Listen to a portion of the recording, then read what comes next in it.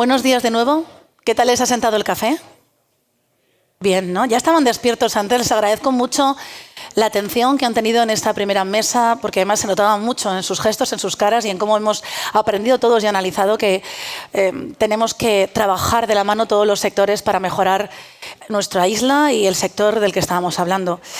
En la mesa que vamos a abordar ahora, en este 10º Congreso de Viviendas Turísticas Vacacionales de Ibiza, 10º Congreso, que ya es una cita más que consolidada, vamos a abordar un tema muy importante que busca resolver o poner sobre la mesa ya no solamente la problemática que tenemos, dónde estamos y cuál es nuestro futuro, sino también cuáles son las herramientas precisas, las estrategias, los planes, actuaciones y sobre todo cómo logramos esa conciliación entre la sostenibilidad, entre un lugar tan preciado y tan frágil como nuestra isla, para que realmente siga siendo un enclave privilegiado. Como bien saben, este congreso busca lograr una correcta convivencia y beneficio para la sociedad de un tipo de turismo que nos beneficie al 100% de la población y de los empresarios. En esta mesa vamos a buscar cómo se puede repercutir en el medio ambiente y recursos naturales, cómo vamos a controlar la circularidad y cómo vamos a hacer que abogar por lo que nos da de comer no nos deje precisamente sin esa comida. Así que sin más dilación, si les parece, vamos a dar paso a la siguiente mesa redonda. Voy a invitar a nuestros ponentes a que nos vayan acompañando porque ustedes van a aportar mucho, son expertos en esta materia de lo que queremos hablar. En primer lugar, me gustaría que nos acompañase Marta Gorriz. Ella es CEO de la empresa Ibiza Green. Si es tan amable.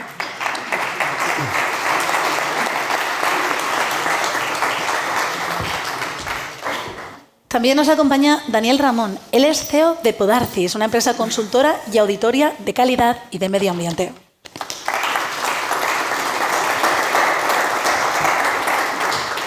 El siguiente ponente es Juan Calvo, el gerente de la Alianza por el Agua. Él ha sido además secretario general de la Agencia Balear del Agua de Evacua entre 2019 y 2023. Tema además muy de actualidad. Los problemas que estamos teniendo con el agua tendrán mucho que decirnos en esta mesa. Y concluye este bloque de ponencias Andrés Mateu Thompson, ingeniero técnico industrial y director de subvenciones de Solsulet.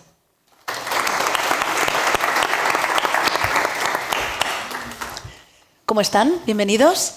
Muy bien. Muchas gracias. Gracias. Gracias. Tenemos muchas ganas de conocer soluciones, ¿no? Que al final es para lo que estamos, para compartir, para buscar cómo ponemos sobre la mesa. Hablábamos antes que se había abierto un melón. Pues vamos a continuar con esta metáfora que el señor Alfonso Rojo apreciará bastante, en la que pues, todos consigamos que sigan floreciendo como toca y siendo unas frutas maravillosas de nuestra isla. Les voy a lanzar, como hemos hecho en la mesa anterior, una pregunta que les ruego que me contesten a modo titular. Es decir, que se conviertan por un instante en periodistas y a ver si conseguimos comenzar y luego que las conclusiones sean similares con qué es lo que podemos hacer, si hay soluciones directas, aunque no sean tan fáciles. Estamos hablando de viviendas turísticas vacacionales. En este congreso me gustaría consultarles cómo podemos conseguir que las casas y fincas de ese segmento sean actores determinantes para la concienciación de sus huéspedes, ¿no? Los hoteles ya están aplicando muchas medidas para llegar a ese 2030, como decíamos, en la que aboguemos por la autosostenibilidad, si es posible, igual no al 100%, pero sí en porcentajes muy altos. ¿Cómo las casas turísticas pueden aplicar esas medidas? Empezamos por usted, si es tan amable. En mi caso, en jardinería, sería la eficiencia en el sistema de riego y una buena elección de especies sostenibles mediterráneas. En mi caso sería el establecimiento de planes estratégicos enfocados a mejorar las tres partes fundamentales de la sostenibilidad, que son el medio ambiente, la parte social y de gobernanza. Por parte del agua, yo creo que no perder ni una gota de agua. O sea, desde el agua de lluvia al agua de los váteres, al agua de las duchas, ir hacia la circularidad del agua, porque cerrando círculos es la manera de garantizar el futuro y la sostenibilidad. Bueno, por parte de Solsulet, tanto con las placas, aerotermia, bombas de calor, todo lo que ayude a la eficiencia energética del turismo vacacional, que pueda permitir ese ahorro y maximizar el beneficio, pues ese sería un poco el objetivo. No me ha pasado nunca, que lo sepan, en más de 20 años de trayectoria, que en un congreso pida un titular y la gente sea tan concreta. Se lo agradezco muchísimo. Ahora le voy a lanzar otra pregunta a modo de titular. ¿Es viable económicamente? Es decir, están dando soluciones, además, muy concretas, muy directas, pero aquí hay muchas personas que trabajan en este sector. ¿En qué se traduce eso en números? Pues en mi caso, Es viable y es más económico incluso, porque utilizar materiales de aquí de la isla reutilizados, reciclados, hacer un sistema de riego en el que el consumo de agua sea menor, todo eso reduce los costes de instalación y reduce los costes de mantenimiento. Sí, una buena planificación, efectivamente, como veremos y comentarán los compañeros, un ahorro energético, un ahorro de agua lleva asociado directamente un ahorro económico. Bueno, en el caso del agua, el agua que más vale es la que no se tiene. Con lo cual, cualquier medida que vaya, perdonar que está aquí, que se me mueve esto, cualquier medida que vaya dirigida a cerrar el ciclo del agua y a aprovecharla al máximo es garantía de futuro, y más en Ibiza, que estamos sufriendo una sequía muy crítica y muchas viviendas, seguro, algunos están sufriendo situaciones de no tener agua. O sea, cuando no tienes agua no es una cuestión de viabilidad, es de supervivencia del negocio. Preguntamos si es viable más que nunca, ahora con los precios que hay en todos los ámbitos de la energía y también todas las ayudas que hay disponibles, que la gente no conoce y que espero que en esta jornada podamos clarificar un poco más en ese aspecto. Bueno, al final parece que hacer las cosas bien al principio supone una inversión, pero que a corto plazo no, y además hablamos a largo plazo, a corto plazo se rentabiliza y además estamos ahondando en que estamos en una isla maravillosa, una isla que tiene un patrimonio medioambiental que es nuestro principal atractivo y que es nuestro interés no acabar con él, porque precisamente la gente viene por ello, ¿no? Sería comernos la gallina de los huevos de oro. Yo creo que al final estamos todos en la misma línea en esta mesa. Señor Daniel Ramón, le voy a lanzar una pregunta, si es tan amable. Sí, claro. Directa. Como experto en consultoría medioambiental, usted aplica planes de circularidad, asesora directamente tanto a asociaciones como a particulares. Me gustaría que nos cuente un poquito cómo se aplican esos incentivos, inversiones, realmente ¿qué es esto de un plan de viabilidad?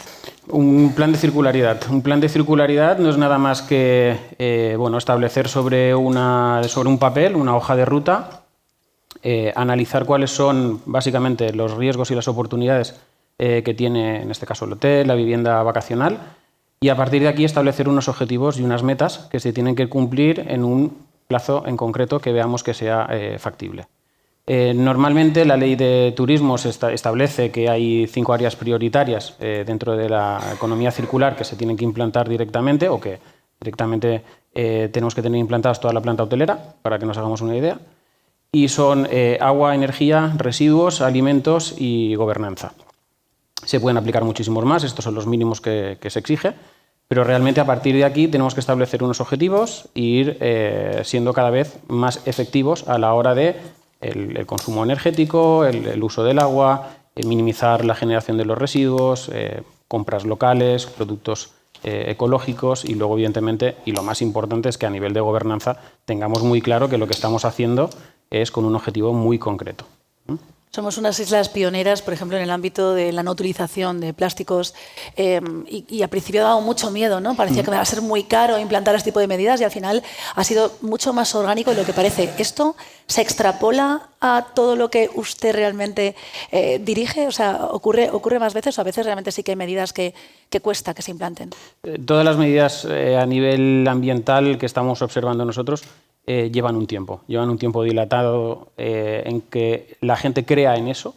Siempre va a haber detractores en cuanto a esas medidas, básicamente porque el que vende bolsas de plástico quiere seguir vendiendo bolsas de plástico y nos va a decir que las bolsas de papel o las de fécula de patata pues evidentemente no son tan duraderas o como le queramos llamar, ¿no? Siempre va una parte de detractores. Pero yo creo que hay que darle una posibilidad, y ya lo dice Bill Gates en su libro, que dice que siempre los cambios nos van a llevar una media de 10-15 años para que realmente sean efectivas. Entonces, en este sentido, hay que apostar por ello, no hay que rendirse y a partir de ahí hay que seguir trabajando, evidentemente.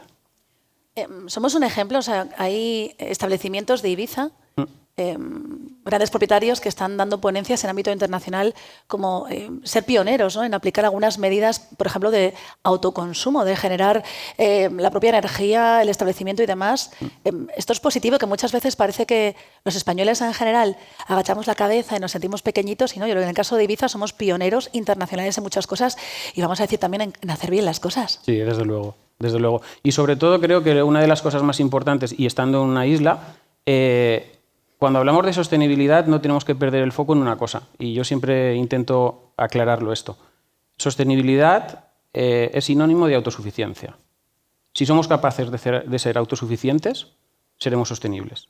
Tenemos que pensar que estamos en un territorio finito, con unos recursos finitos.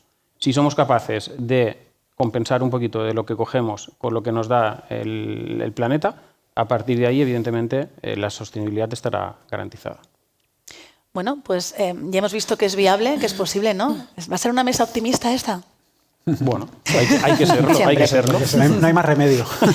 Bueno, realmente a veces lo que tenemos que hacer es aprender o desaprender, ¿no?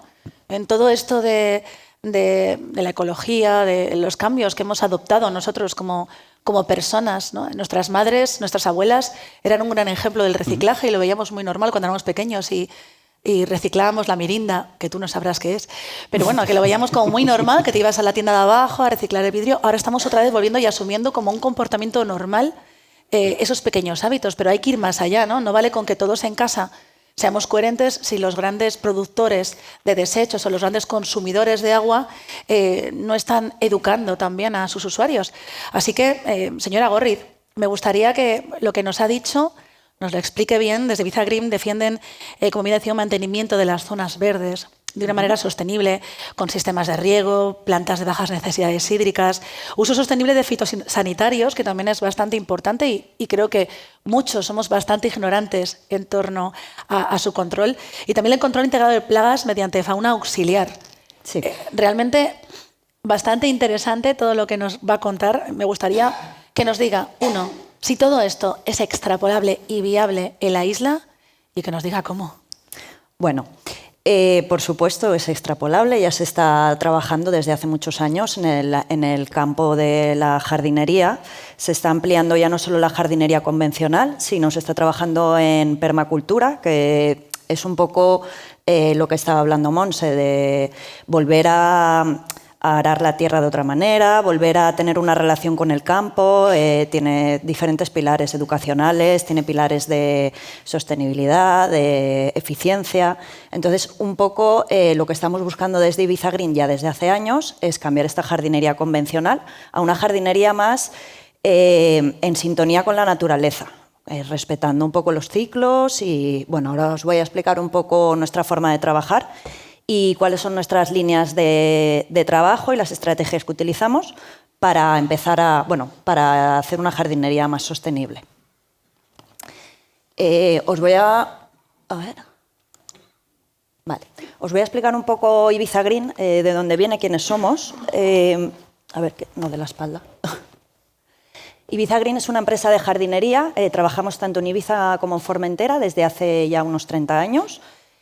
Es una empresa de jardinería que nació de la jardinería pública. En realidad había una necesidad en uno de los municipios y comenzamos a llevarle el mantenimiento. Pertenece al grupo Herbusa.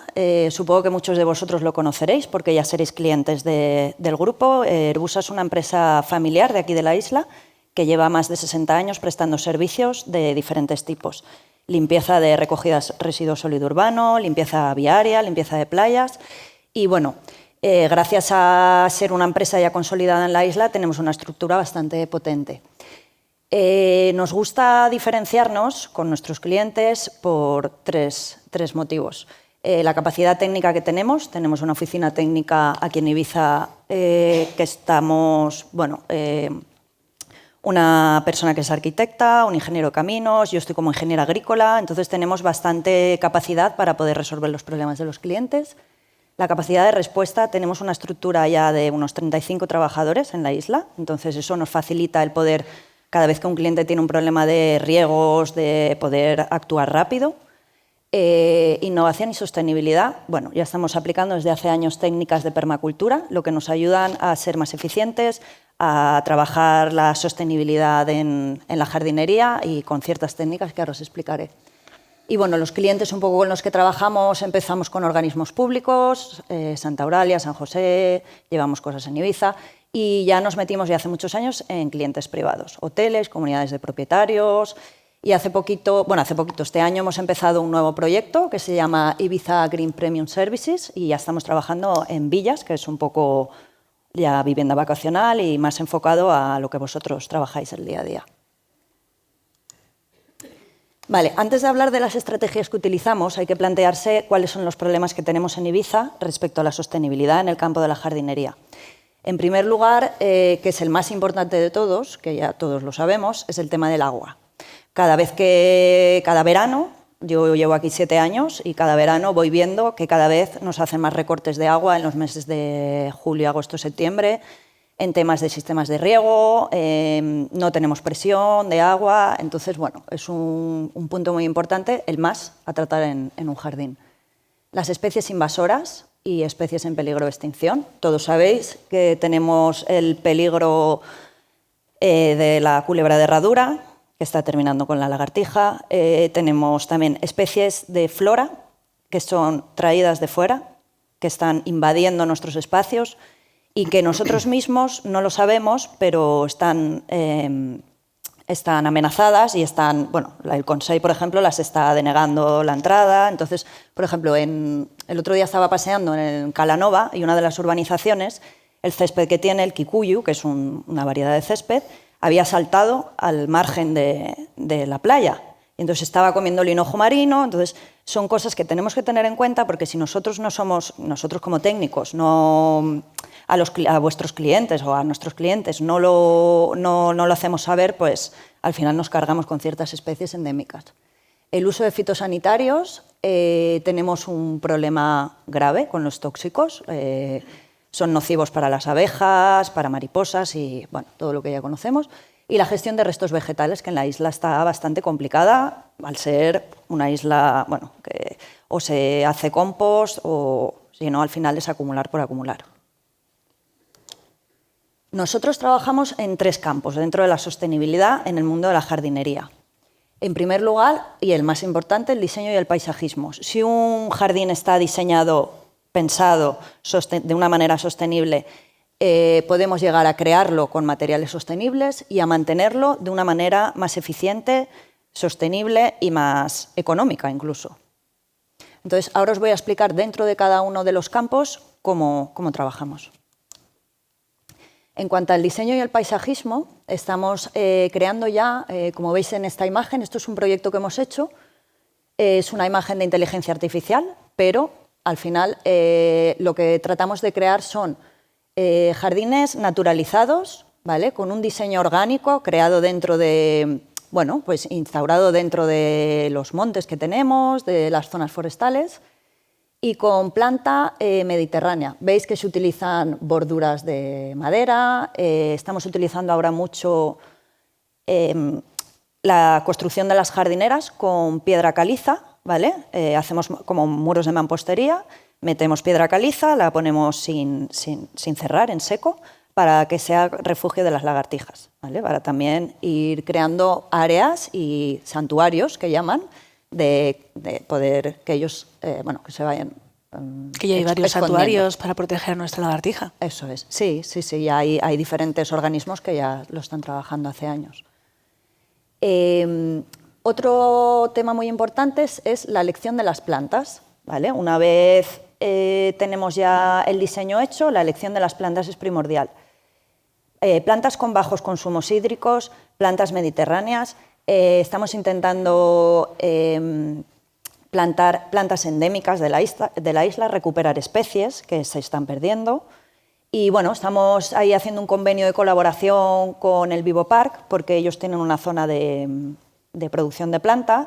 Entonces, mi idea es que en un futuro ellos mismos nos puedan producir las plantas de aquí, endémicas o mediterráneas, que sean producidas en la isla y que podamos ir recuperando diferentes especies que se están porque perdiendo. si no introducimos plantas de fuera, también evitamos que se cuelen especies invasoras. Eso es. Es lo que nos ocurre con las serpientes. Sí, tanto especies de flora como de fauna invasoras. O picudo rojo. Eso es. Bueno, el picudo rojo es otra de las grandes que ha hecho mucho daño, que sigue haciéndolo. Y luego el tema del manejo del agua. Hay que hacer un diseño de riego eficiente con materiales duraderos y bueno, La idea que tenemos en este tipo de jardines, nuestro ideal, es regar los primeros años y cuando el jardín ya sea más maduro, a partir de los 5 o 10 años de maduración del jardín, eliminar, sería lo ideal, si lloviera, al 100% el riego, y si no, por lo menos bajar, reducir a menos de la mitad el riego normal, porque las plantas ya estarían instauradas. No sabe lo atento que le está escuchando, señor Calvo, ¿eh? Escucha agua, ¡pum! Claro, es que es... Bueno, yo creo que ahora intervendrá también él, pero Sí. están ustedes muy alineados, ¿no?, con a lo que tenemos que ir. Sí, yo creo que la jardinería es uno de los elementos de la isla más consumidores de agua y bueno, es fundamental, ¿no? Yo creo que desde la vivienda vacacional se puede hacer mucho trabajo porque no deja de ser una entidad en el territorio que, como decía Daniel, puede buscar ir hacia la autosuficiencia, ¿no? Ahora que ya la sostenibilidad es una palabra que ya se ha gastado y yo creo que hay que retirarla, me gusta autosuficiencia porque al final es un término que expresa muy bien el tener una supervivencia del negocio en un futuro largo, ¿no? Entonces, como estábamos hablando los ponentes, el agua es un bien escaso. Realmente ahora en Ibiza estamos sufriendo una sequía muy fuerte. El principal recurso son los acuíferos, están al 30%. Y realmente solo valoramos el agua cuando no la tenemos. O sea, mientras tanto, uno abre el grifo, se olvida, así como la energía te pica la factura porque ya es cara, los residuos, bueno, ya vas entendiendo que hay que reciclar el agua, nos olvidamos. Bueno, el agua es extremadamente cara. O sea, si tú comparas la factura del agua de Ibiza con la de Burgos, aquí nos cuesta el agua 7 veces más, nuestra factura ordinaria. Aquí lo que ha sucedido con el agua es que como ha ido creciendo la población, la presión turística cada vez mayor. Antes, en la anterior charla se comentaba, ¿no?, hasta 300.000 personas un día de agosto, ¿no?, el doble de la población normal. Entonces, al final, es un tema de balance, ¿no? Si consumimos más de lo que llueve, pues nos vamos quedando sin agua. El principal consumidor de la isla es el urbano, todo lo que donde vivimos habitualmente, consume hasta el 60%, pero el 30% es el residencial en rústico. El residencial rústico son muchas de las viviendas vacacionales que puedan haber aquí personas que regentan un negocio y se puede hacer mucho porque ese 30% acaba presionando los acuíferos y cualquier medida que se pueda llevar hacia recogida de aguas pluviales, ese agua que se aproveche, las aguas grises de la ducha que luego se aprovechen para por ejemplo, para el agua del váter, que luego las aguas negras, ¿no?, las aguas del váter se puedan depurar y utilizar para el riego del jardín y de esa manera vas reduciendo tu huella hídrica en el territorio y ganando autosuficiencia, porque lo que puede pasar es lo que ha pasado este verano, que ha salido en prensa, ha habido una alarma social por el agua, había viviendas que se estaban quedando sin agua, los camiones cisterna tenían que ir a pozos más al norte de la isla, sobrepresionando el norte de la isla, entonces estaba generando una alarma y en el suelo rústico no te puedes conectar a las desaladoras, tienes que ser autosuficiente. Entonces, es un camino que es una oportunidad para cualquier empresario, meter en su ADN ese compromiso. Y de ese compromiso, pues llegará un momento que tenga una necesidad imperiosa. Y si no es la necesidad, habrá una obligación, porque nosotros como Alianza somos una organización que acompañamos a los ayuntamientos y a las instituciones a mejorar. Ahora estamos redactando con ellos unas ordenanzas de ahorro y reutilización y en breve será ya norma que las instituciones públicas, pero también las viviendas vacacionales, los negocios, todos hagan los deberes y vayan hacia esa circularidad. Es que además la señora Gorrit ha tocado la tecla y la palabra mágica, ¿no?, cuando se dirige usted a empresarios. Es más barato. O sea, si lo hacemos bien, vamos a ahorrar, no solamente consumir territorio, vamos a ahorrar económicamente, que creo que es imprescindible, y luego también más armónico, ¿no? Estamos en una isla que es mediterránea, lo que usted está promulgando es que pues, todos ustedes que tienen sus viviendas turísticas arregladas, preciosas, realmente si la gente que viene ve la verdadera Ibiza, ¿no?, y ve lo que usted nos estaba exponiendo, claro. y disculpe la intromisión, pero como era mesa redonda, continúe si es tan amable, nos está mostrando, yo creo que un modelo que es viable y que además es más bonito. Y afortunadamente desde la parte de la jardinería no hay que hacer una inversión previa, es decir, simplemente es cambiar unas técnicas por otras, unos materiales por otros y al final es más eficiente, más económico y bueno, estamos ayudando a la isla. Bueno, pues después de hacer una buena planificación y un buen diseño del jardín, trabajamos ya en la ejecución. En la ejecución tenemos, bueno, como veis en la fotografía, que está esta máquina, nosotros tenemos, el Grupo Orbusa, la cantera Santa Bárbara, y aprovechamos para reciclar todos los materiales que entran. Todas las obras que se hacen en Ibiza se llevan los materiales a la cantera y lo que hacemos es darles una segunda vida. ¿Vale? Cogemos la tierra vegetal, por un lado la cribamos y nos sale una tierra vegetal que nosotros, aportando un compost, que es el triturado de la poda fermentado y mezclado, hacemos una mezcla muy buena para plantación. Y por otro lado, lo que pasa es que creo que aquí no se ve que está cortado, esta máquina tira las piedrecitas que salen. Las piedrecitas que salen de cribarlo, eso lo llamamos granza, y esta granza la utilizamos para cubrir las jardineras. Cuando hacemos una plantación ponemos una malla antihierba y ponemos como una cobertura de granza, y esto hace que no salgan malas hierbas y que se mantenga la humedad dentro de la tierra, ¿vale? Entonces, por un lado, evitamos regar más, porque estamos bajando la evapotranspiración de la planta, y luego, por otro lado, le damos una segunda vida a estos materiales. Los podéis ver, por ejemplo, en el Paseo Marítimo de Santa Eulalia. Hace 1 año y medio, creo que fue, hicimos una obra de remodelación de todo el Paseo Marítimo. Pues el material que hay en todas las jardineras, eso es la granza que utilizamos. Creación de refugio de lagartijas. Bueno, estamos, aparte, el COFIP, CONSEI, hay muchos organismos que ya llevan años haciendo este tipo de trabajos para los ayuntamientos, y nosotros hemos tenido la iniciativa también, hemos creado estas que tenemos aquí arriba, que se ven, que llevan un diseño con una lagartija y nuestra marca, y las estamos colocando en todos nuestros clientes privados, ¿vale? Para colaborar también con la red, digamos, de biodiversidad de la isla. Estos refugios los hacen unos artesanos de San Carlos, entonces, pues también fomentamos un poco el dar trabajo a la gente de la isla. Luego, utilizamos también materiales de mobiliario sostenible, como los bancos estos que veis aquí. Esto es para un proyecto nuevo que hemos hecho para San José, en el que son materiales naturales, de madera, tratados en autoclave, y luego están soportados por unas cajas de gaviones metálicos que se pueden rellenar de piedra, y entonces lo que estamos haciendo es los rellenamos de piedra de aquí de la isla y también reducimos toda la piedra que llega de los escombros y tal, y sirve también como refugio de lagartijas. ¿Y tienen también sus cartelitos de refugio de lagartijas? Sí. Nosotros hacemos instalación del cartel en 3 idiomas, con un poco para... Es que turísticamente, fomentar. No sé qué opinan ustedes, pero creo que es muy interesante, ¿no? Que llama mucho la atención cuando ves esos refugios en hoteles, en paseos. Sí, además, si vas por los paseos, siempre ves a los extranjeros, les da curiosidad y les gusta mucho. Al final ven que se está contribuyendo un poco y la ven, y ven a la lagartija, porque cada vez se ven más. Entonces estamos intentando reinsertar la lagartija en los jardines urbanos. Bueno, y como último punto sería el mantenimiento. Si ya hemos dicho que si hemos creado un jardín sostenible y tenemos todo materiales orgánicos, todos materiales de la isla, podemos tener un mantenimiento más sostenible.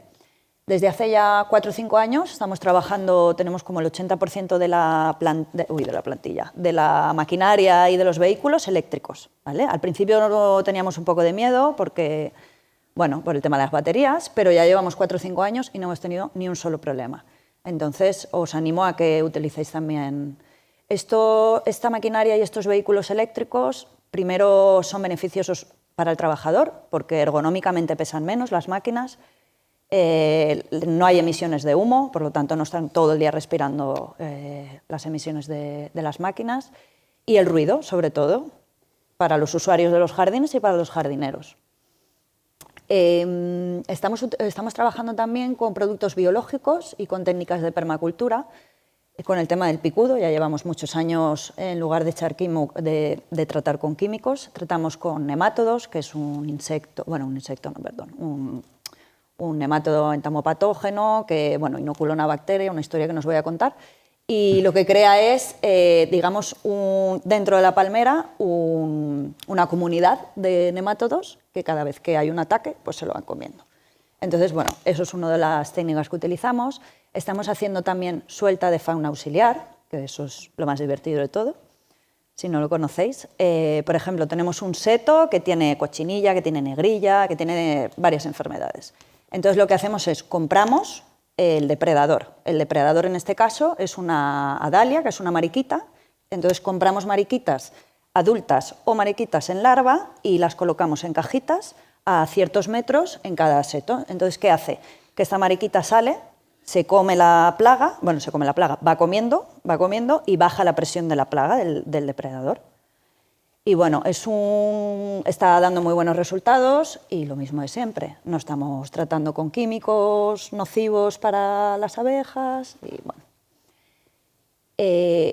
No lo he dicho antes, pero la parte de plantación es muy importante. Nosotros lo que hacemos es plantamos plantas que tengan flores todo el año, diferentes especies, para alimentar especies melíferas, para mariposas, para abejas, para sargantanas, que siempre tengan frutos, que tengan bayas. Entonces, eso también es algo que estamos trabajando. Y estudio de la eficiencia del riego, que es lo más importante de todo. Intentar gastar el mínimo de agua con un estudio eficiente, con toberas de riego eficiente y bueno, no tener pérdidas de carga, no tener fugas. Bueno, es lo que estamos trabajando hoy en día. Y bueno, trabajamos pues eso, para crear unos jardines en equilibrio con la naturaleza y poder preservar esta isla tan bonita que tenemos y que vivimos. ¿Ha traído usted tarjeta, señora Gorriz? Sí. Creo que vale para bastantes en la comida hoy, ¿eh? Bueno, la verdad es que lo que cuenta, además de muy interesante, luego le haremos unas preguntas en privado sobre especies invasoras. Había un capítulo de Los Simpson que hablaba de todo esto con Lisa Simpson y después las especies invasoras eran peores, las que venían a salvar de cochinillos, o sea que espero que eso esté muy controlado. Está controlado. Se parece demasiado la vida a Los Simpson. Gracias. Y yo estaba sintiendo, o sea, se lo he dicho en el lapso de su intervención al señor Calvo, yo le veía hacer así, claro, en un mundo ideal. Hoy ha habido un titular que a los ibicencos nos ha afectado mucho. Este año se cancela la fiesta del vino de San Mateo porque no hay vino, porque no ha habido cosecha. O sea que al final, en cositas pequeñas, que hablamos mucho de que no hay agua, de que es un problema, de que es un problema real, pero es que nos afecta a sectores, a costumbres, a cosas tan inoculadas, ¿no? que es muy complejo. O sea, estamos hablando de un problema que existe, de un problema que tenemos que atajar, de un problema además de una falta de aprovechamiento real, ¿no? Que ustedes han dado datos en los que se ahonda en cómo se está tirando realmente el agua de los pozos, cómo realmente estamos desaprovechando, pero unos porcentajes altísimos. ¿Cómo solucionamos esto? Un poco para que los que no nos conozcan, la Alianza por el Agua es una entidad, una organización sin ánimo de lucro que se creó en el 2016 con otra sequía. Hubo una sequía muy gorda en el 2016, con mucha alerta, y se creó una mesa de diálogo, una mesa de participación de los diferentes sectores principales, el económico, el ambientalista, la administración, y un poco con la idea de generar ese espacio de diálogo para promover soluciones, ¿no? No dejar que los problemas debajo de la alfombra hasta que ya es demasiado tarde, sino ir sacándolos y ir solucionándolos, ¿no? Entonces, en la alianza forma parte la PIMEF, que su presidenta es la secretaria general de la PIMEF, María Ángeles. También forman parte cooperativas agrícolas, grupos ecologistas, y es un espacio para intentar mejorar las cosas, porque sabemos que el agua es un drama y cuando llega el problema ya es demasiado tarde. O sea, siempre se dice que el agua hay que solucionar en una situación de normalidad para la sequía que venga después. Entonces, en este sentido, bueno, la Alianza hacemos 3 líneas de trabajo, uno de gobernanza, acompañamos sobre todo a ayuntamientos, pero también a otras entidades a que hagan mejor las cosas. Con los ayuntamientos hemos hecho planes de gestión sostenible del agua para que sepan el análisis de sus consumos, cómo reutilizar, etcétera. También hemos planteado guías de buenas prácticas en el sector turístico para mejorar el uso del agua en el sector hotelero y también viviendas turísticas. Luego, una parte muy importante, la educación ambiental, ¿no? Yo creo que la educación ambiental crea una nueva cultura del agua, que todos los que estamos en esta isla desde pequeños sepamos que el agua es un bien escaso, de dónde viene el agua. Yo he hecho charlas a veces y hay muchos niños, sobre todo los urbanitas, que le preguntan de dónde viene el agua y no tienen ni idea.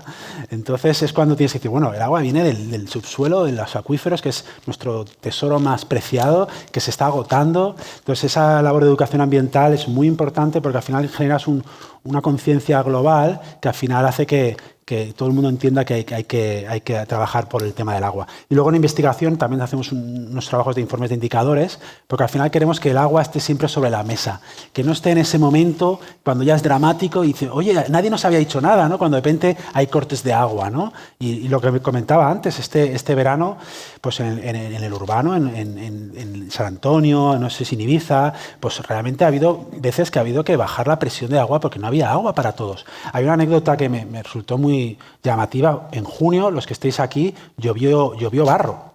Pues cuando llovió barro, el día después hubo un pico de consumo de agua espectacular. Tanto que estaban todos los servicios municipales locos porque no eran capaces de gestionar tanta demanda. Entonces, en ese momento yo, por ejemplo, que vivo esto del agua, pues tenía el coche lleno de barro y digo, bueno, habrá que esperar unas semanas y ya lo lavaré. Porque realmente entiendes que si todo el mundo nos ponemos a consumir agua en estas cuestiones, pues genera un problema grande. Entonces, el tema del agua en urbano, aquellas viviendas que tengáis vivienda vacacional en urbano, que estéis conectados a la red, pues os interesa porque en un momento dado puede haber un corte de agua, puede haber una bajada de presión, y ahí, si vosotros tenéis esa autosuficiencia, pues no tendréis esa pérdida de calidad de servicio, porque al final no es un tema medioambiental, es un tema de negocio. Es un tema de salud. O sea, el agua, cuando yo hablo de medio ambiente, digo, no, el agua no, el medio ambiente es un elemento más, pero para mí la salud es fundamental, que el agua de grifo tenga calidad suficiente para poder beber. Hasta hace bien poco, aquí yo cuando llegué, tengo una anécdota cuando llegué de Madrid en el 86, yo vivía en Madrid y el agua era buenísima. Y fui a la playa en Talamanca, ingenuo de mí, me bañé, fui a un bar, ¿me puede dar un vaso de agua? El camarero tuvo mucha retranca, me dio un vaso del grifo y era salada. Era salada. Y la memoria de los ibicencos es que el agua del grifo es salada. Entonces, eso por suerte en el urbano ha cambiado, nos hemos cargado los acuíferos, pero ahora las desaladoras nos dan esa garantía de suministro. Entonces, ya nos han salvado, es como el paciente que está en la UCI, ¿no? Que necesita toda la tecnología, pues tenemos las desaladoras, pero no por eso no tenemos que continuar, tenemos que continuar haciendo los deberes. Entonces, si estás en urbano, pues sigue pensando en recoger agua de lluvia, en hacer los deberes, porque a lo mejor puedes tener un corte en verano y tu cliente lo puede sufrir. O puedes subir la tarifa del agua. O sea, ahora mismo la energía, hay mucho boom de renovables, porque pica, ¿no? La factura de la energía, de la luz. En el agua cada vez va a pasar más. Los ayuntamientos están subiendo el precio del agua porque el agua desalada es muy cara. Y en rústico sucede lo mismo. En rústico nadie se puede conectar a la red. Entonces tienes el agua de la perforada, vas sacando agua y de repente un año ves que te tiene que venir el ingeniero, que te tiene que bajar la bomba más abajo y más abajo. Y empieza a ser un problema colectivo. Y el agua baja y llega un momento que no hay agua o que sale muy salada. Entonces dices, no pasa nada, llamará el camión cisterna. El camión cisterna tiene que responder a tropecientos que le está pasando lo mismo y no hay agua. Y este verano ha habido esa alarma social y entonces... Este verano, y perdón, ahora mismo estamos en sequía hídrica. Sí, ahora mismo llevamos 30 meses, le llaman prealerta de sequía, pero realmente la situación es alarmante. Cualquiera que vaya a darse un paseo por el campo ve los pinos secos, manchas de pinos secos. O sea, un pino aguanta carros y carretas. Para que los pinos se sequen, la cosa está muy difícil. Entonces, yo creo que es un tema de supervivencia, diría yo. O sea, realmente no es un tema medioambiental, es un tema de tú quieres tu negocio que funcione por mucho tiempo y entonces pues tienes que trabajar en este camino.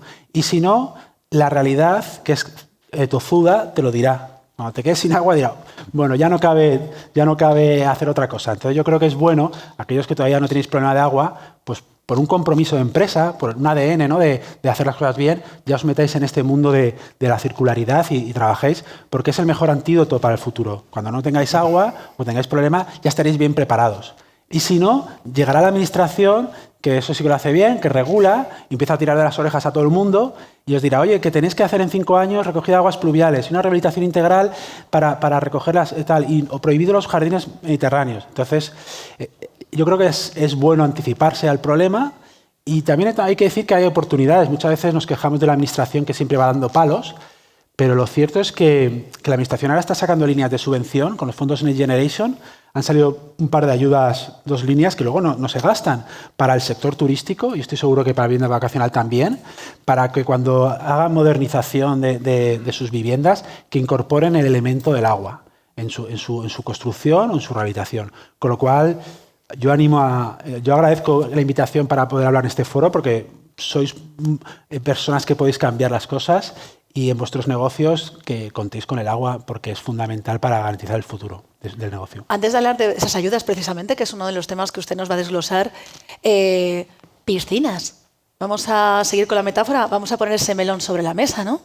Hemos visto que en Cataluña este año se han aplicado medidas muy estrictas en cuanto al uso de piscinas. Estamos en una isla en la que no podemos decir que son necesarias, pero realmente es que hace mucho calor y que es un bien que los turistas también demandan. Cuando alquilan una vivienda turística, muchas veces es la pregunta que se hace. ¿Cómo hacemos que esas piscinas puedan llenarse sin repercutir negativamente en nuestros recursos hídricos? Sé que hay sistemas para que sean saladas, pero entiendo que usted en sus estudios que hace aporta soluciones. Bueno, yo soy antes de nada, a lo mejor me gano algún enemigo, ¿no? Pero yo ¿Usted es soy más de playa? Yo es que siempre digo que teniendo las aguas que tenemos en Baleares, en Ibiza, en Formentera, cualquier piscina se va a quedar siempre pequeña, ¿no? Pero entiendo que haya gente que le pueda gustar la piscina.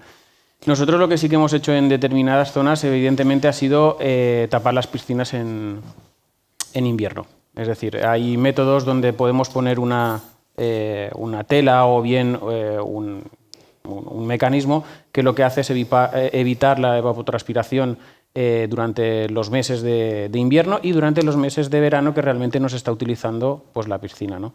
Y eso, en cierta manera, pues, ayuda bastante. En determinados hoteles que se han hecho reformas integrales, lo que hemos hecho también ha sido reducir la cantidad de agua que puede tener esa piscina, reducir la profundidad del vaso de agua. Eso nos da seguridad por un lado y por el otro, evidentemente, que haya menos consumo de agua, ¿no?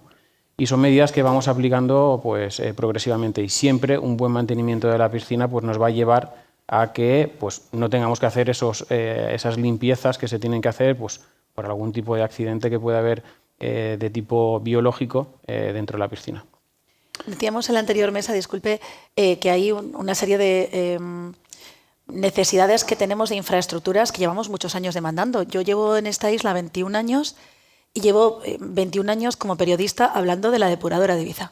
O sea, es que esa noticia, la depuradora y el parador, son dos cosas que siempre esta legislatura y realmente no tenemos las infraestructuras que precisamos, ya no solamente para afrontar la llegada de turistas. Creo que los residentes tenemos una carencia de infraestructuras que tal vez solucionarían un poquito de todo eso que estamos hablando, ¿o no? Sí, a ver, las infraestructuras, eso sí es un gran melón, hablando de melones, pero sí que quería comentar el tema, antes de entrar en las grandes infraestructuras, en las piscinas. Yo creo que es muy importante, y las ordenanzas van en este camino, a no vaciar cada año la piscina, a mantenerla, poner esa tela para evitar evaporación y mantenerla durante todo el año. Porque de esa manera es un volumen que lo cuidas y no lo pierdes. También hay otras soluciones, por ejemplo, cuando se limpian los filtros de arenas, esos contralavados. Pues yo, por ejemplo, estuve en un proyecto en Mallorca de un agroturismo que estaba intentando cómo recuperar, optaba a una subvención del gobierno para una solución innovadora y esos contralavados, hacer una pequeña balsa con vegetación halófita, vegetación acuática, entonces el contralavado echa el agua, en lugar de caer a saco roto, cae en esa balsa, las plantas lo depuran y vuelve a cabecera a piscina.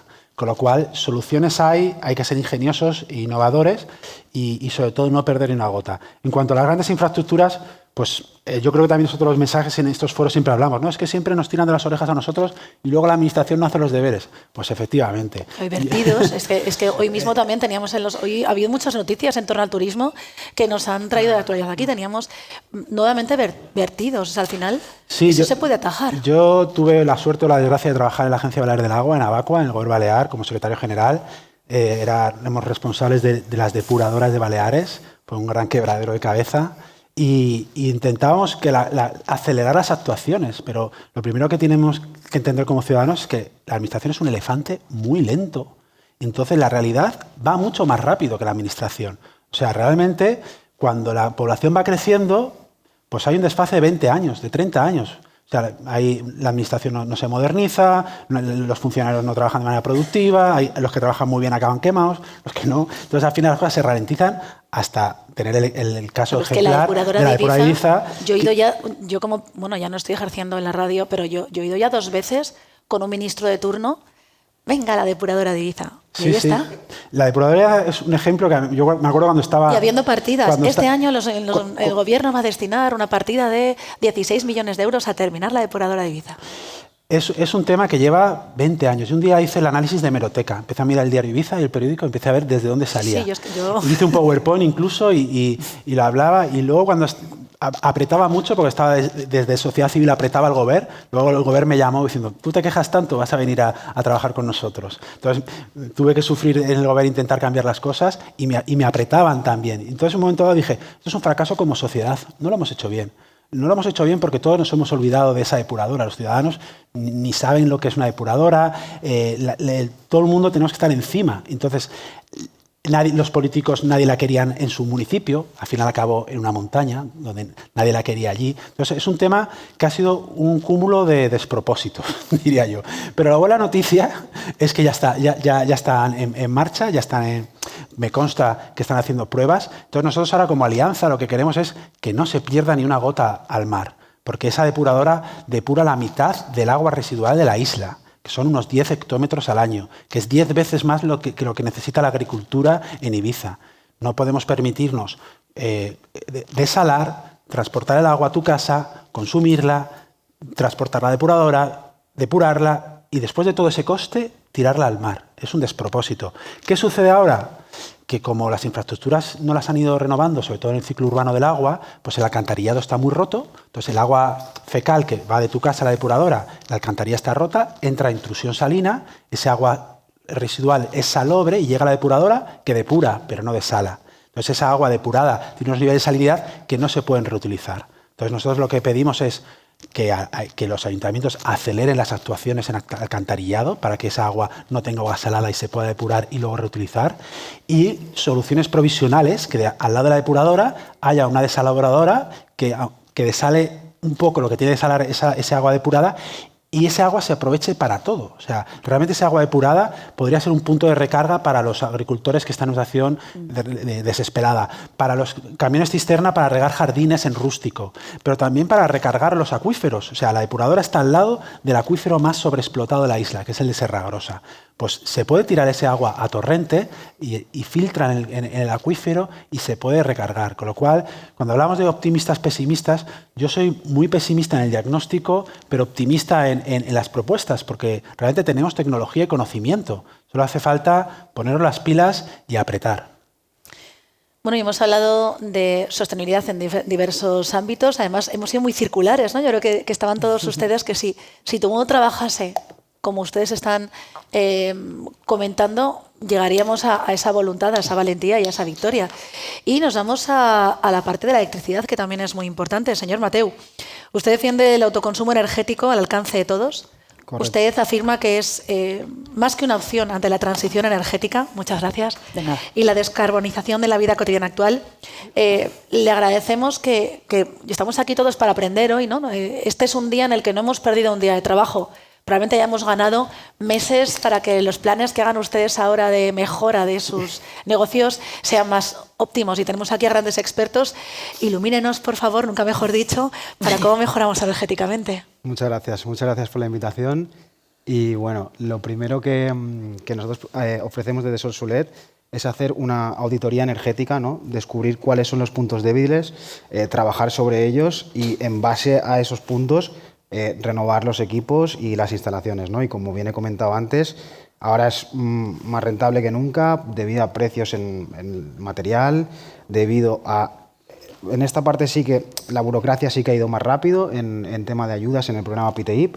Entonces, bueno, más que nunca los periodos de amortización han bajado, por lo que es un buen momento y aquí, bueno, ofrecemos las distintas soluciones. Como ha comentado mi compañero, el problema de infraestructura, ¿no? Nos encontramos que en rústico hay mucha gente que no tiene, por ejemplo, un contador o no tiene un punto de conexión y, por ejemplo, nosotros tenemos este tipo de instalaciones que podéis ver aquí a la izquierda, que es una caseta de Vitron, que es para que va conectado a un sistema de baterías, y ofrecemos un servicio completamente aislado de la red. Y luego, por ejemplo, a la derecha tenemos una promotora de viviendas vacacionales, que es una foto que se tomó con un dron.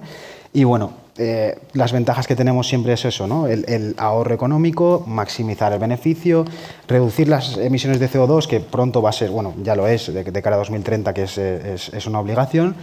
Y bueno, también aparte de todo el tema de los paneles, se complementa, bueno, con el tema de la movilidad eléctrica en Ibiza, ¿no? Que también es algo que preocupa y que al final puede generar beneficios en todos los ámbitos. Quiero decir, si se fomenta esa instalación de puntos de recarga para vehículos eléctricos, se fomentará que el turista pueda alquilar vehículos eléctricos porque dispondrá de más puntos de recarga.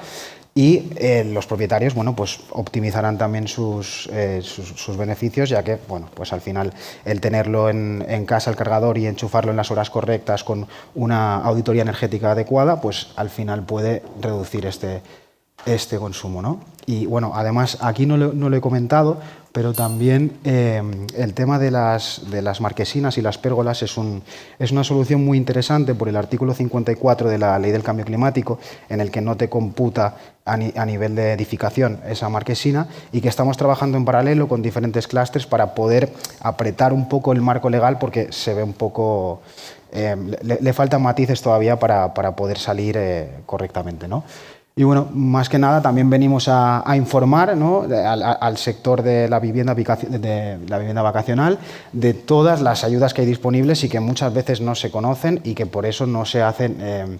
No se realizan instalaciones, o miedo a las inversiones, etcétera, ¿no? Y tenemos desde las personas físicas con actividad económica, en vuestro caso, sin actividad económica, que nos da tanto para la solar térmica, acumuladores, baterías, fotovoltaica, eólica. Hay menos eólica, pero bueno, poco a poco también se está implantando en la isla a nivel Hoy iría muy bien.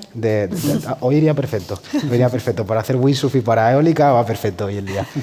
Y bueno, también esta seguramente os interesará más a la gente que está dentro del sector vacacional. PTI PYME es un programa que salió a principios de este año y que está funcionando muy bien, y da ayudas a toda la parte de almacenamiento, pues, fotovoltaica, iluminación y también eólica, ¿no? Que más adelante veremos en profundidad las características de cada una. Las bonificaciones de IBI de cada ayuntamiento, en porcentajes también lo veremos. Y luego pues han salido cosas que son nuevas de este año, como pueden ser los certificados de ahorro energético, que es una promoción por todo el tema de la Agenda 2030, en la que se compensa ese ahorro energético que puede tener un hotel, ¿no? Entonces, básicamente, para hacer números rápidos, para paneles fotovoltaicos dan ayudas de hasta 6.000 euros, ¿vale? Son 10 kilovatios pico, que eso podría estar bien, por ejemplo, para una villa, en caso de que hubiera un autónomo que estuviese bueno, pues implicado, ¿no?, en ese tema de instalaciones. Y bueno, batería 400 euros con un máximo de hasta 12.000. También tenemos instalaciones eólicas que ahora mismo están muy por encima para incentivar esto, que tampoco está tan... Igual que las placas sí que están a la orden del día, pues la eólica de autoconsumo en Baleares no lo es tanto. Y perdón, ¿son diligentes las instituciones a la hora de dar esas ayudas? ¿Perdona? Realmente sí que sí se abonan, ¿no? Porque salió, por ejemplo, una normativa para instalación de cargadores eléctricos. Sí. Y me consta que no se concedió ninguna, que están todas en un cajón, todas las ayudas que se solicitaron. No, eso lo que pasa es que viene del programa antiguo, que es el programa Next Gen, y por motivos políticos, bueno, pues primero porque no había tantas barreras de entrada como hay ahora en el programa de PTI. Por ejemplo, para las empresas ya están pidiendo un proyecto visado de ingeniería, y ya, por ejemplo, pues limitas el número de expedientes, ¿no? Antes, si teníamos 10.000 expedientes en empresas, tanto en paneles o en cargadores, ahora lo estás limitando.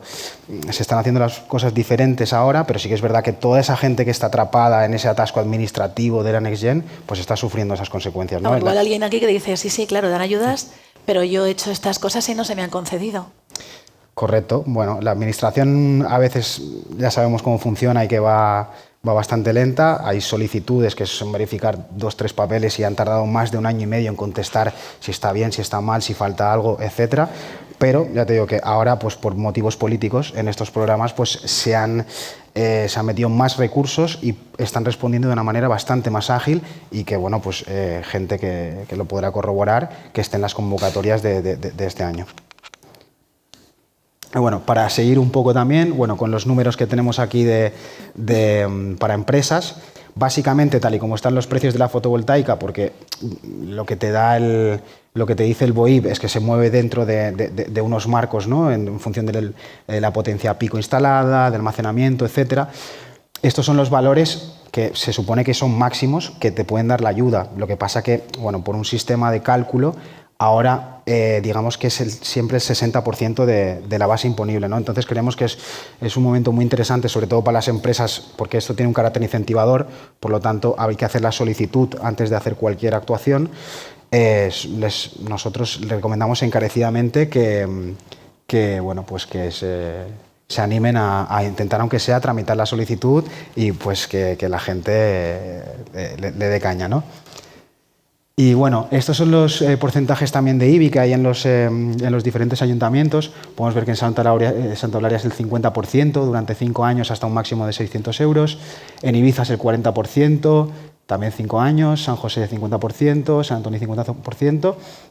Y bueno, todo esto pues permite una vez más rentabilizar, incentivar a la instalación de paneles solares, ¿no? en la cubierta.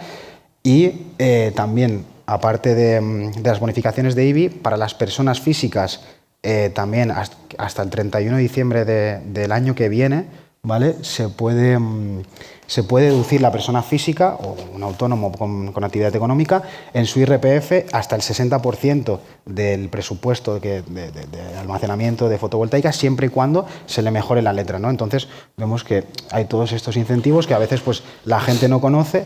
Y bueno, pues aquí venimos a informar, ¿no? Y luego, por último, que esto es lo más novedoso, ¿no? Que son los certificados de ahorro energético, que esto, aparte de ser bueno, no es una ayuda directa, como podría ser, por ejemplo, pues en los programas de Next Gen o PTI que vienen de los fondos europeos. Esto, digamos que es un activo intangible que se ha creado también, no es un activo intangible porque en el balance de contabilidad no computa como tal, pero se ha creado para rentabilizar también instalaciones, porque además de todas estas ayudas y como hemos dicho, bueno, como se ha hablado en la primera mesa, al final queremos que la isla no vaya solo en un sentido unidireccional, sino que se expanda también pues, el sector industrial, ¿no? Esto puede ser un beneficio muy importante, porque al final hemos hecho un ejemplo rápido, ¿vale? Si, por ejemplo, un hotel estuviese consumiendo 500.000 kWh anuales, se implantasen las medidas de mejora y al final, en el informe posterior, se ahorrase 300.000, 200.000, 300.000, luego eso se le puede vender, ese ahorro conseguido, se le puede vender a las comercializadoras. Entonces, una vez más, yo creo que ahora es el momento mejor que nunca para animarse a realizar esa inversión, ¿no? Que a veces ese excedente que antes se penalizaba y ahora por fin otra vez se pone en el mercado. Exacto. Creo que todo el mundo querrá sentarse con él en la comida que tendremos después para hacerle preguntas sobre ayudas. Yo, antes de dar paso al público en las preguntas, les querría lanzar una más. Sí, quería por supuesto. aprovechar porque se me ha olvidado la más importante, porque además esto se involucra a todos los que estáis aquí. Me imagino que la mayoría de todos lo sabéis, pero tenéis además una subvención específica para negocios relacionados con el turismo, que cierra en 2 días. Como ha dicho Montse, perdón. En 2 días, noticia. Como cierra en 2 días, yo os invito a que, si hay alguno que no haya tramitado esta solicitud, porque son ayudas de hasta un 70%, y ya no son solo paneles, nos metemos en bombas de calor, en baterías, en aislamientos, cambio de electrodomésticos, lavavajillas, lavadora, todo. Entonces, tenemos 2 días, os invito a que hagamos una tramitación ágil para entrar dentro del proceso administrativo y ya está. Bueno, es el momento, acaba la temporada, vamos a renovar. Muchísimas gracias. Muchas gracias. Antes de dar paso a sus preguntas, que si sigue la línea de las del anterior panel, seguro que son muy interesantes y siguen aportando información en la mesa. Hemos hablado de la ecotasa. Yo creo que esta es la mesa en la que les querría consultar, a modo de titular también, ¿qué opinan de la ecotasa ¿Y a qué creen? Porque ya no sé, realmente se nombró ecotasa a este impuesto en su momento, ahora ya no es una ecotasa, ahora es un impuesto realmente para diferentes infraestructuras de distintos ámbitos, no siempre ecológico. ¿Qué opinan de este impuesto que ahora pretende subirse? No sabemos cuánto, ni cómo, ni dónde. ¿Qué opinan de él? ¿A qué creen que tendría que destinarse? Pues, si me permites... Por supuesto.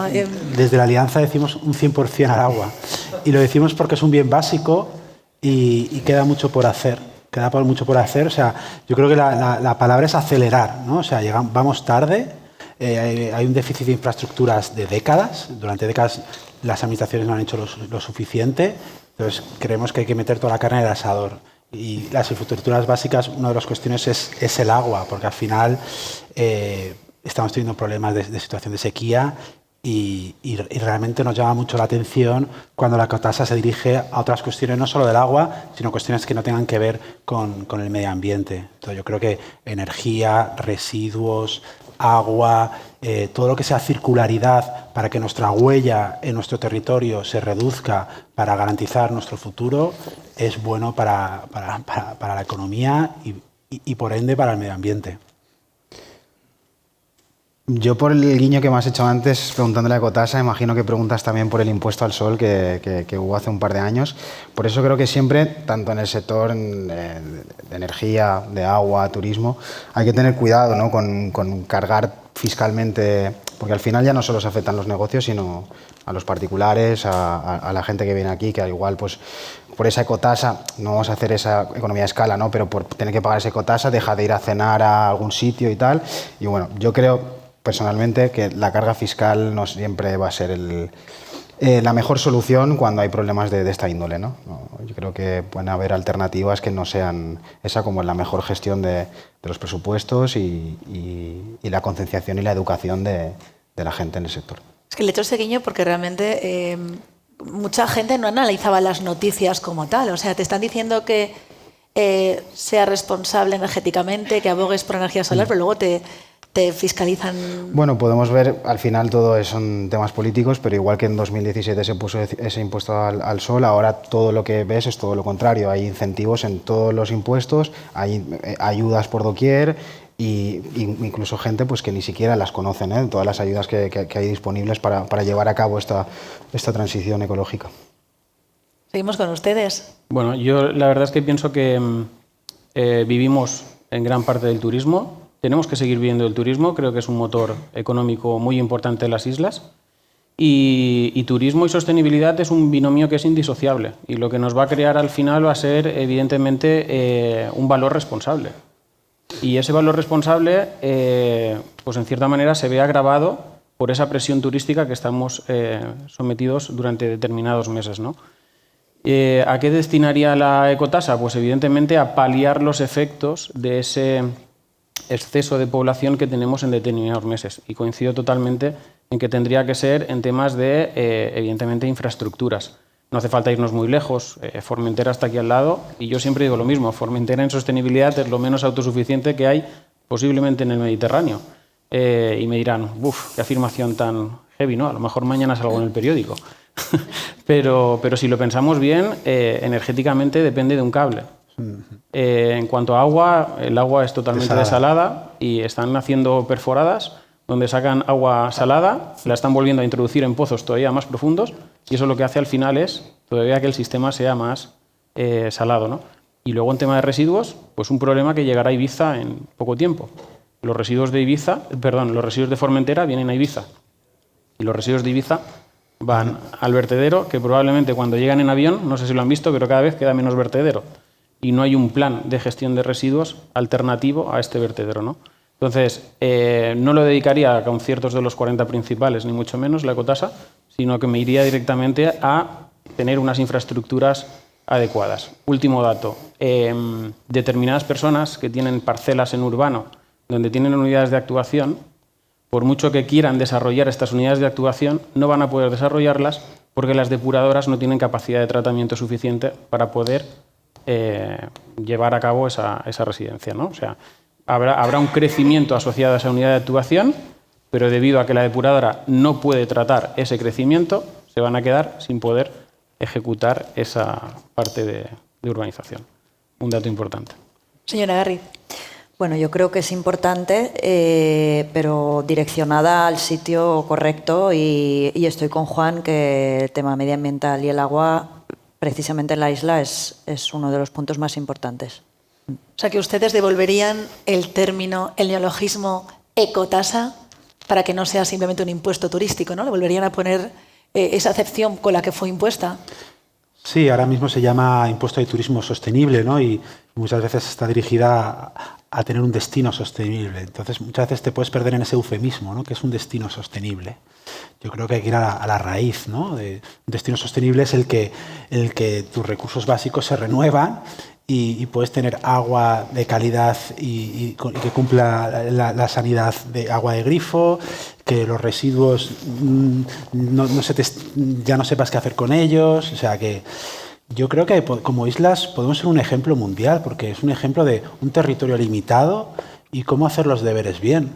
Entonces podemos dar la vuelta a la tortilla y pasar de haber crecido sin esa eficiencia a dar un ejemplo a otros territorios. Me gusta el titular, que este congreso se convierta en un compromiso por parte de toda la sociedad empresarial y civil de Ibiza de convertirnos en un ejemplo, ¿no?, de sostenibilidad y de hacer bien las cosas.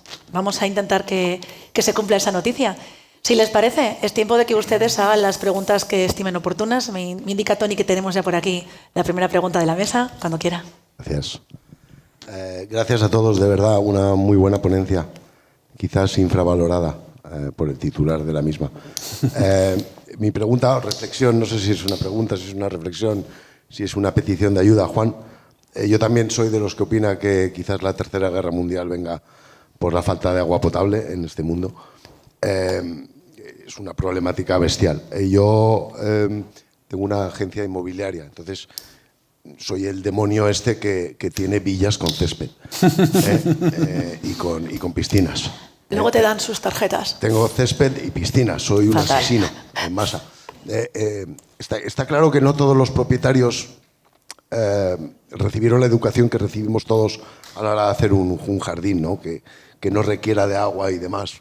Está mal y sobra mucho césped, sobran muchas piscinas o tamaño de las mismas. Está mal, no voy a ser yo el que diga que está bien. Pero es complicado, ¿verdad? Ir a hablar con un propietario para hacerle transmitir estas cosas o a un nuevo propietario cuando se sabe perfectamente, y me vais a corregir si me equivoco, por ejemplo, la red de agua municipal pierde un 40% del total, ¿no? Durante muchísimos años, todos los que estuvimos usando osmosis debido a la falta de recibir un agua en condiciones de la administración, pues teníamos un 50% de rechazo, ¿no? Entonces, es verdad, ¿no? El tema de los jardines, te metes en el periódico, ves los comentarios de la gente, ¡hala! Todos con las palmeras, con los jardines, y luego estamos perdiendo el 50% que está en nuestras manos y que en teoría es controlable del agua. ¿Cómo manejo yo todo esto? ¿Me hago el harakiri? ¿Tengo que llorar por las noches porque tengo... Antes de que respondan, no hay que leer los comentarios de las noticias. Termino. Leer las noticias, no los comentarios. Paso de todo y dejo el grifo abierto cuando me lavo los dientes. Nunca. ¿Me entiendes, no? Yo creo que tienes toda la razón, porque muchas veces se exige mucho al particular, ¿no? Al empresario. Nosotros, como alianza, a los que tiramos más de las orejas son a cinco instituciones, que son los 5 municipios de la isla. O sea, no podemos permitirnos... en algunos lo están haciendo mejor, en otros peor, pero ahora mismo de media se pierde un 30% de agua de distribución, que corresponde al mismo volumen de una de las 3 desaladoras de la isla. O sea, tenemos 3 desaladoras como si estuviéramos en la UBI, porque ya nos hemos quedado sin agua y encima somos tan torpes de que una de ellas la tiramos por el camino. Claro, esto es un déficit de no haber hecho de abandono, de la función pública durante años, décadas, ya da igual qué partido político, es un tema de isla. Y claro, frente a esta situación, mucha gente dice, bueno, primero que hagan los deberes los ayuntamientos y luego ya llegaré yo. Bueno, pues yo creo que tampoco es la filosofía, porque entonces nos quedamos todos en la casa sin barrer, ¿no? Entonces yo por eso abogo mucho por ir cerrando círculos, cada uno de diferente tamaño, ¿no? Y si tú tienes una villa, pues al principio empezarás con una poquita cosa, luego con un poquito más, y bueno, esta villa, esta otra, por el camino los ayuntamientos ya se están poniendo las pilas y están haciendo los deberes. Yo creo que todos en la medida de lo posible tenemos que contribuir, primero por un motivo egoísta, porque realmente si estás en una vivienda en rústico y tu perforada cadera tienes más abajo, preocúpate. Entonces tienes que empezar a cambiar de césped, empezar a utilizar jardín mediterráneo, como también ha explicado Marta, empezar a no perder ni una gota de agua. Entonces yo creo que no hay más remedio que hacer lo mejor posible, meter en tu ADN, interiorizar dentro de tu actividad la eficiencia del agua y a la vez, como sociedad, pedir a las administraciones que se pongan las pilas más que nunca. ¿Por qué no se le exige a empresas el tema energético ya está resuelto, el tema del agua, más que para qué se usa una monitorización de un día al segundo, pero casi a la hora o al minuto de los consumos? Estamos en una isla en la que muchísimas de las casas y villas están en rústico, tenemos una red que sabemos todos cómo va, que va hasta un punto de acceso. A partir de este punto de acceso, tú eres responsable como propietario del tubo, que a veces sube 2 kilómetros para arriba y que luego pasa la podadora del ayuntamiento y te corta el tubo y pierdes, en un caso real en mi casa, 400 metros cúbicos, ¿no? 400 metros cúbicos que solo me avisa la guardia en el momento de la factura. 400 metros cúbicos, para que nos hagamos una idea, en mi casa son 10 piscinas. Y luego me piden...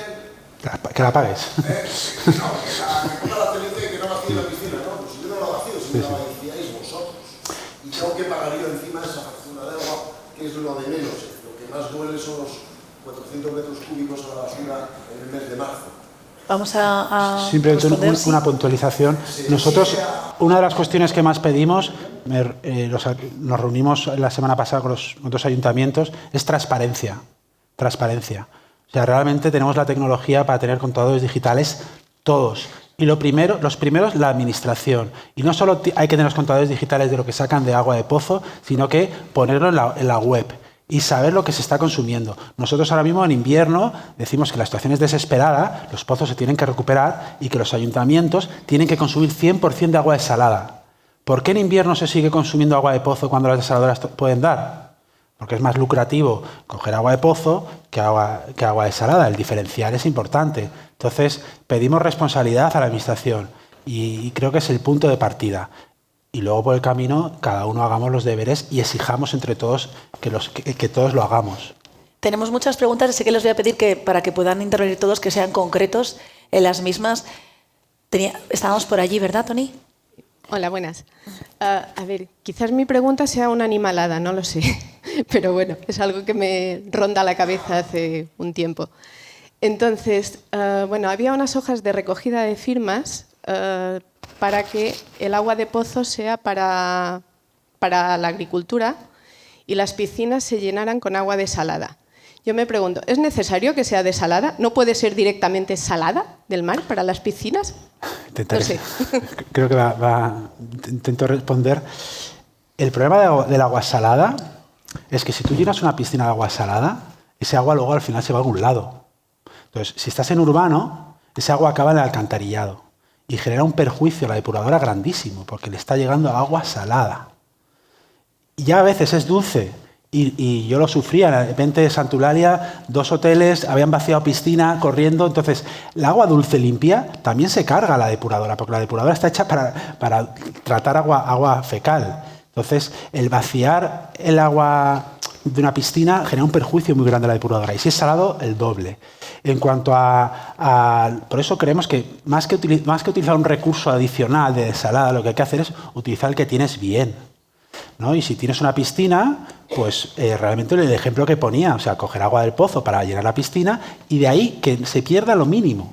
Desde poner la tela en invierno, si haces un contralavados de filtros de arena, ese agua que no caiga, que se recupere en una balsita y vuelva. O sea, yo creo que la eficiencia es la base.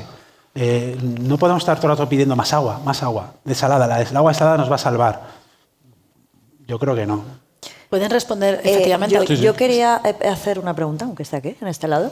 Yo tengo clientes que están haciendo pozos, depósitos cerca de la playa y están metiendo el agua del mar para llenarse sus piscinas. ¿Eso es legal?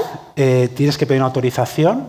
A menos de 500 metros puedes hacer pozos de captación de agua salada, pero luego de nuevo hay que ver qué haces con ese agua. Porque hay de todo, yo he visto de todo. Desde esa agua la coges de allí y luego la tiras al alcantarillado porque estás conectado. En principio esa agua, si la coges y el sobrante la devuelves a ese pozo o a uno que está también salado, no hay problema. El problema es cuando coges agua salada del mar y la metes en el alcantarillado. Eso te machaca la depuradora. Perdón, le pasaremos el micro. ¿Quién lo tiene ahora mismo? La pregunta yo creo que es para Daniel. Daniel, el tema de los planes de circularidad que ya son aplicables a las viviendas vacacionales, el artículo 50 con sus requisitos a veces de difícil o imposible cumplimiento para una vivienda, ¿cómo lo valoras? El coste y la implementación. ¿Ves que lo ves factible? Lo digo de cara a una reforma que aún los pueda poner en un nivel de estándar más elevado. ¿Cómo está yendo con tus clientes que tienen viviendas vacacionales? Si son realmente implementables, si ha costado mucho dinero adaptar las casas. Gracias. Bien. Nosotros sobre todo hemos trabajado con sector turístico, apartamentos y hoteles. Viviendas vacacionales no nos ha llegado todavía ninguna, ¿vale? Entonces, el plan de circularidad es una herramienta que está creada con una buena voluntad, pero yo siempre digo lo mismo, es decir, hay hoteles que se van a poder adaptar muy fácilmente, que van a poder tener los recursos para poder llevarlo a cabo. Habrá otros que realmente será bastante más complicado. Tenemos que tener en cuenta que apartamentos de una llave también tienen que tener un plan de circularidad. Entonces, lo más importante, y lo estábamos hablando a la hora del café, sí que lo que es importante es que empecemos a medir. Cada uno de ustedes tendría que saber cuál es su huella de carbono por estancia que tiene cada una de sus viviendas. Tendría que saber cuántos litros por estancia se están consumiendo. Tendrían que saber, evidentemente, pues, todos estos parámetros. Esos parámetros son los que al final lo que nos define el plan de circularidad es empezar a medir, tener una foto y a partir de esa foto ver realmente cómo podemos ir disminuyendo esa huella de carbono, cómo podemos disminuir esa huella hídrica, cómo podemos optimizar el tema de los residuos, ¿no? ¿Cómo puede evolucionar? ¿Se tendría que tener en cuenta? Bueno, no sé si de manera exigible, y digo que no sé si de manera exigible porque yo le veo un problema muy grave a los planes de circularidad a día de hoy. Aparte de que esto de la economía circular, ya decíamos en el tiempo del café, que ya lo hacían nuestros abuelos, que no hace falta que le llamemos economía circular porque ya se hacía.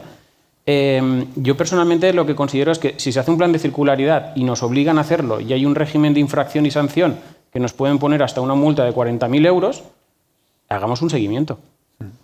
Ahora mismo el sector hotelero tiene unos planes de circularidad y unas evaluaciones circulares que están ahí, que en algunos casos ni se han hecho, y aquellos que están haciéndolo bien le da la sensación de que han hecho algo para nada. Tenemos que darle un valor a esta herramienta que tenemos encima de la mesa para hacer que nuestros negocios sean cada vez más sostenibles. Entonces, voluntariedad, obligación o no, yo creo que eso depende un poquito también de cada uno, de cada persona que tenga esas viviendas vacacionales. Yo lo que sí que animo es a que, independientemente de que haya plan o no haya plan de economía circular, creo que lo importante aquí es que internamente establezcamos un plan estratégico de quiero ser sostenible, quiero aportar algo, en ese momento evaluar realmente, porque esto es lo de siempre, la parte de gobernanza. Y la parte de gobernanza implica decir, de mis beneficios que he tenido con la vivienda vacacional, ¿cuánto voy a reinvertir el año que viene en mejoras, en temas de medio ambiente, de sostenibilidad? Ahí es donde empezamos a hablar de sostenibilidad verdadera. Cuando realmente tenemos la necesidad de devolver al medio ambiente lo que en cierta manera nos está dando de comer. Pero señor Ramón, 2030 está aquí. Tenemos que tener muy claro y muy en la cabeza que hay X inversiones que se hacen a años vista y que no se van a acordar de mí dentro de 6 años cuando salgan todos los titulares en plan, quedan 6 meses para ajustarse, adaptarse todos a la ley y digamos, solo tenemos 6 meses, llevamos 6 años hablando de esto. Sí, sí. Nosotros desde la consultora lo que estamos haciendo es para grandes cadenas hoteleras, para pequeños, etcétera, etcétera, establecemos planes estratégicos 2030, es decir, al año 2030. ¿Por qué? Porque queda poco tiempo. Entonces, lo que tenemos que tener muy claro es dónde quiero posicionar la empresa de cara al año 2030. Y si tengo que llegar a un net zero de carbono, es decir, emisiones neutras de carbono, o reducir los litros por estancia que tengo, evidentemente tengo que tener un plan marcado. Porque el problema es que no somos medioplacistas o largoplacistas, somos cortoplacistas. Entonces, si nosotros vemos o establecemos un plan a largo plazo, donde yo realmente tenga una hoja de ruta, a partir de ahí sí puedo llegar a conseguir los objetivos. Yo siempre digo lo mismo, el tema de huella de carbono es un ejemplo clarísimo. Cada año se emiten 50.000 millones de toneladas de CO2 a la atmósfera, que perduran en la atmósfera mínimo 100 años. Y de cara al año 2050, que tampoco está tan lejos, estas emisiones tienen que ser cero. ¿Lo vemos realista? ¿Establecemos un plan a largo plazo y miramos realmente cómo podemos implantar hitos? Pues en el caso de la vivienda vacacional creo que tendríamos que hacer un poco también lo mismo. Quiero ser sostenible, ¿cómo puedo evaluarlo? Desde jardinería, desde agua, desde energía, subir un escalón, mirar a nivel sistémico qué puedo hacer y a partir de ahí establecer esa ruta de trabajo. Siguiente pregunta. Sí, sobre el agua. Porque hoy en día hay aparatos que no entiendo por qué no se utilizan. Esos, ya que Ibiza es una isla súper húmeda, hay estos aparatos que como atrapan la humedad y la convierten en agua. Yo, por ejemplo, una mi amiga, que es Beta de los Salsalinas, ha comprado esta máquina que le produce 120 litros de agua al día. Una maquinita pequeña. Imagínate una máquina grande puesta, no sé, varios puntos de la isla. Seguramente no soluciona, pero podría ayudar. 1. Y 2, no hay hay que sensibilizar más la gente. Al aeropuerto, quizás poner, no sabes, carteles, porque la gente que viene aquí no sabe, los turistas, no sabe que Ibiza tiene problema de agua. Así que también esto faltaría, según mí, un poco. Sí, respecto a la primera pregunta, yo creo que es muy importante el binomio agua-energía. Estos máquinas que lo que hacen son atrapan humedad, tienen un coste energético elevado. No lo desconozco, pero creo que en función de la escala puede tener sentido acoplarlo a fotovoltaica y ahí puede tener sentido. En otras escalas más industriales, más grandes, no. Con lo cual puede ser una solución para una vivienda vacacional acoplándolo a fotovoltaica, porque si no puedes estar reduciendo la huella hídrica pero aumentando la huella de carbono. Y en relación a la segunda pregunta, pues nosotros desde la Alianza promovemos cada año una campaña en redes sociales, llevamos a los hoteles y a las viviendas vacacionales que quieran cartelería y material con un lema positivo: vive la isla, cuida el agua, ¿no? Joy the Island, Safe Water. Porque al final lo que queremos es crear una nueva cultura del agua, primero para la población, pero también para el turista. Nuestros recursos son pequeños y llegamos hasta donde llegamos, pero totalmente de acuerdo. Yo, si me lo permitís, esta mañana he llegado con el avión y nada más llegar en la cinta de equipajes, justamente había una campaña donde promovían el uso racional del agua en Ibiza, que salía por la cinta de... Era muy curioso, no sé si lo habéis visto. Sí. Salía por la cinta una cuba donde salía Santiago, 60 litros, Ibiza, 18 litros, ¿no? Oh. Y estaba puesto, ¿no? La verdad es que llamaba la atención. Se hace, a lo mejor muchas veces los canales están, lo que pasa que sí que es verdad que es un continuo. Es un continuo que se tiene que ir trabajando en tema de educación ambiental y sensibilización constantemente. Tal vez hasta el día en el que no nos dijeron en todos los alojamientos reglados no hace falta que tires tu toalla si te quedas una semana todos los días a lavar, no lo hicimos, ¿no? Al final, esa educación, ese desaprender para aprender, yo creo que sí que es preciso y sí que es eficiente. ¿Continuamos con una pregunta más?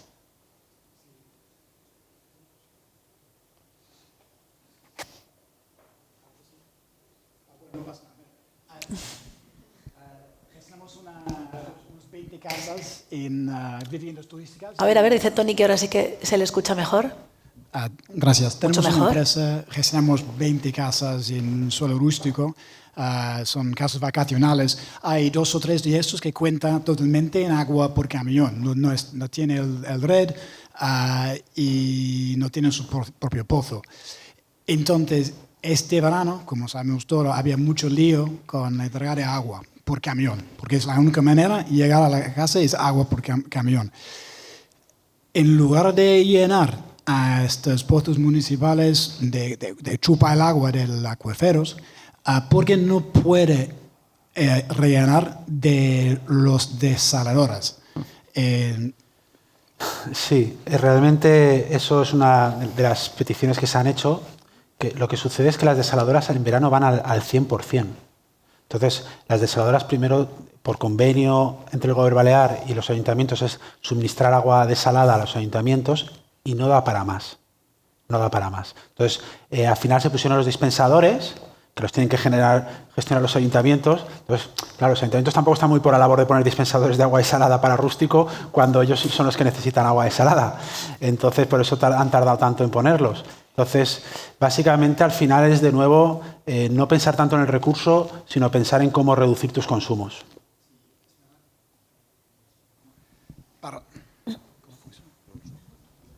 Es un sistema del micro para hacer una sola pregunta. Bueno, en respecto de sí, reciclación es muy importante. Vamos a instalar un par de casas, reciclar las aguas grises o negras, depende de la casa cómo está hecho las instalaciones. Es más difícil en algunos casos que otras. Es muy fácil planear una casa nueva con toda esta instalación. Si la casa es antigua, existe, bueno, podemos hacer eso. Podemos reducir quizá un 20 a 30% del agua durante todo el año. Pero cuenta en este por camión. Entonces, y tampoco no puede halagar la red de Aqualia para llegar a las casas. Y no estoy hablando solo de casas vacacionales, turísticas. Estamos lado a lado con todos los vecinos que no se alcanzan las casas. Todo el mundo está sufriendo por eso, porque no tiene sentido que no se alarga la red que trae el agua de la desaladora y tampoco los camiones. Entonces, me parece un poco bloqueado, no entiendo el sentido. Bueno, en rústico, por la ley urbanística y territorial, no puedes conectarte a la red, porque si no serías urbano. Entonces, en un suelo rústico tiene una vocación de rústico, con unas intensidades de uso de rústico. ¿En qué es mejor? ¿Que siguen los camiones a los pozos chupando de los acuíferos o el plan territorial que no permite a la alargación del red? Pues yo creo que lo mejor es no llegar a este punto. Y para no llegar a este punto hay que cuidar los acuíferos y en una situación de normalidad pues ir consumiendo menos, que los ayuntamientos tengan las redes sin pérdidas y que siempre estén los acuíferos a un 50%. Entonces esta conversación no pasaría, porque tendríamos nuestra aseguradora, el agua, que es nuestro bien más preciado, pues a unos niveles que nunca llegaremos a esta situación dramática. Cuando llegamos a esta situación dramática es un sálvese quien pueda. Y eso es lo que no queremos llegar, ¿no? ¿Hay alguna pregunta más? Pues solamente nos queda darle las gracias. Muchísimas gracias, porque creo que, permítame tenerme la metáfora, han iluminado mucho esta 10ª edición. Nos han aportado pues, mucha información, ¿no? Que muchas veces no tenemos y al final el desconocimiento es lo que nos hace no poder movernos, no poder continuar. Así que les insto a repartir tarjetas ahora en esta comida que vamos a compartir. En la siguiente mesa vamos a hablar de inteligencia artificial no solamente aplicada al marketing. Puede que la inteligencia artificial, eso que nos da tanto miedo porque también desconocemos, nos ayude a implantar medidas de ahorro energético, de mayor conocimiento de lo que estamos generando y soluciones, que al final es para lo que estamos en este 10º Congreso de las Viviendas Turísticas Vacacionales. Así que de verdad que muchísimas gracias, me ha parecido muy interesante todo lo que nos han contado. Gracias a vosotros. Y esperamos que sigan trabajando para que tengamos una isla mejor y más sostenible. Muy buenas tardes.